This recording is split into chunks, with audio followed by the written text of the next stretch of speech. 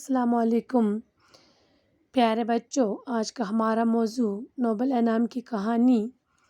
तो बच्चों, आज हम नोबल इनाम की कहानी के बारे में पढ़ेंगे। जो नोबल इनाम हो गए, जो दुनिया का सबसे बड़ा इनाम, उसे नोबल इनाम कहते हैं। तो सब बच्चे अपने अपने सामने अपनी किताब रखें, पेज नंबर 30। चलो शुरू करते हैं। नोबल प्राइज़ के बारे में आपने सुना होगा। आए इस इनाम के बारे में आपको कुछ बातें बताएं। बच्चों, आपने इस प्राइज़ के बारे में, नोबल प्राइज़ के बारे में सुना होगा, तो आज हम आपको इसके बारे में कुछ बातें बताते हैं। इस इनाम के जारी करने वाले डॉक्टर अल्फ्रेड नोबल थे। इस इनाम को किसने जारी किया था? डॉक्टर अल्फ्रेड नोबल ने। उन्हीं के नाम पर ये इनाम नोबल प्राइज़ कहलाता है। किन के नाम पर? डॉक्टर अल्फ्रेड नोबल के नाम पर इसे इनाम नोबल प्राइज़ कहते हैं, जो दुनिया का सबसे बड़ा एजाज़ है, जो दुनिया का सबसे बड़ा इनाम है। नोबल प्राइज़ हर साल अमन, अदब, फ़िज़िक्स, केमिस्ट्री, अद्वियात और इक़्तिसादियात में नुमाया कारनामों पर दिए जाते हैं। जो लोग अदब में कोई बहुत ही अहम किताब लिखते हैं, साइंस या इक़्तिसादियात के मैदान में कोई नुमाया काम करते हैं, या दुनिया में अमन व अमान कायम करने के सिलसिले में कोई बड़ी खिदमत अंजाम देते हैं, वो नोबल इनाम के मुस्तहिक़ करार पाते हैं। कहते हैं कि जो लोग ये बड़े बड़े कारनामे अंजाम देते हैं, बड़े बड़े काम करते हैं, तो इन लोगों को ये नोबल इनाम दी जाती है। इस इनाम की खुसूसियत ये है कि दुनिया के किसी भी शख्स को भी बिला इम्तियाज़ रंग व नस्ल मिल सकता है। इस इनाम की रकम लगभग 15 लाख रुपये होती है।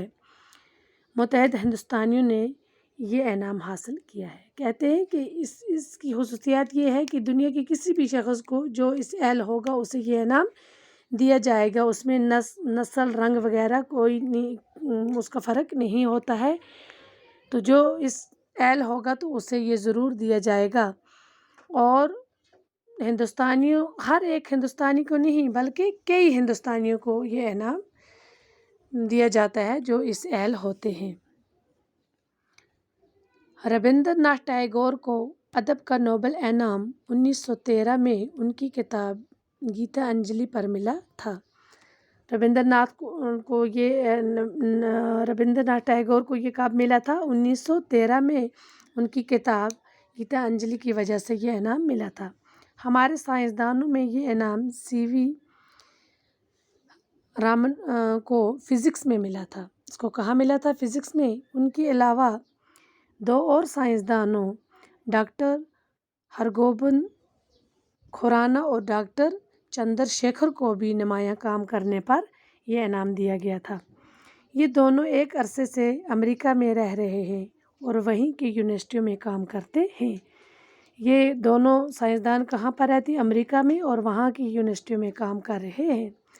मदर टेरेसा, जिन्होंने हिंदुस्तान में माजूर बच्चों और कोढ़ के मरीज़ों की खिदमत के लिए अपनी ज़िंदगी वक़्फ़ की थी, इनको भी नोबल प्राइज़ दिया गया। और किसको मिला? मदर टेरेसा, जिन्होंने माजूर बच्चों और कोढ़ के मरीज़ों के लिए अपनी ज़िंदगी वक़्फ़ की, तो इनको भी क्या मिला? Nobel prize. 1998 में इक़्तिसादियात के शोबे में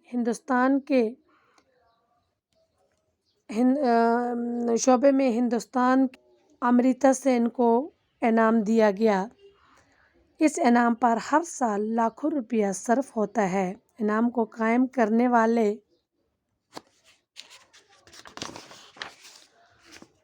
अल्फ्रेड नोबल स्वीडन के रहने वाले थे।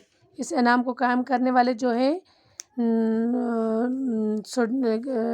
अल्फ्रेड नोबल, वो कहाँ के रहने वाले हैं? सूडान के रहने वाले हैं। उनकी पैदाइश सूडान की राजधानी स्टॉकहोम में 21 अक्टूबर 1833 ईस्वी को हुई। 1896 ईस्वी में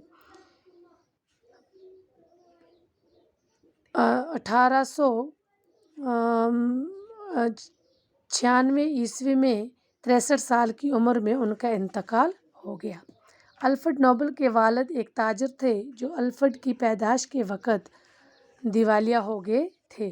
کہتے ہیں کہ یہ کہاں کے رہنے والے تھے؟ سوڈان کی راجدھانی میں اسٹاک ہوم میں یہ پیدا ہوئے، اور ان کی عمر کتنی تھی؟ 63 سال تھی جب ان کا انتقال ہوا۔ اور ان کے والد کیا کام کرتے تھے؟ تاجر تھے۔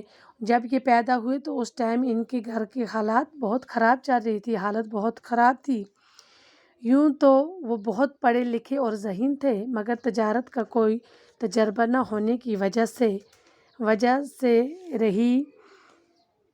رہی سہی پونجی سے بھی ہاتھ دھو بیٹھے۔ کہتے ہیں کہ انہیں تجارت کا کوئی تجربہ نہیں تھا، اور اس کی وجہ سے ان کے گھر میں جو کچھ تھا تو اس سے بھی وہ ہاتھ دھو بیٹھے۔ الفریڈ نوبل 9 برس کے ہوئے تو ان کے گھر والے غریبی سے تنگ آ کر وطن چھوڑنے پر مجبور ہو گئے، اور جب وہ 9 برس کے تھے تو ان کے گھر میں اتنی غریبی ہو گئی تھی کہ وہ گھر چھوڑنے پر، اپنا وطن چھوڑنے پر مجبور ہو گئے تھے۔ بس آج کے لیے اتنا ہی کافی ہے۔ والسلام۔